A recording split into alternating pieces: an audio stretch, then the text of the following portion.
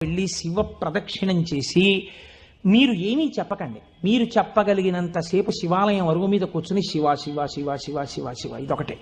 ఒక 42 రోజులు ఈ దరిద్రాన్ని మీ కష్టాలని అనుభవించి చూడండి అన్నారు. మీరు నమ్ముతారా?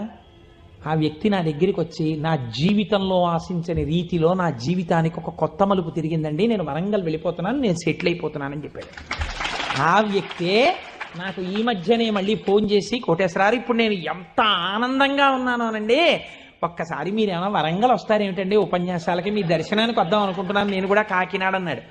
అయ్యా మీరు ఎప్పుడైనా కాకినాడ ఇప్పుడు అక్కర్లేదు, ఎప్పుడో తర్వాత వద్దురు కానీ నేను వరంగల్ ఇప్పుడు మాత్రం రావట్లేదు, నేను వరంగల్ వస్తే చెప్తాను, అప్పుడు మీరు నా దగ్గరికి వద్దురు కానీ తప్పకుండా దర్శనానికి అన్నాడు. కళ్యాణి అందులో అంటారే ఏతి జీవంతిమానందో నరం వర్ష శతాదపి అంటుంది సుందరకాండ. 100 ఏళ్ళు బతికిన వాడు శుభాన్ని చూస్తాడు.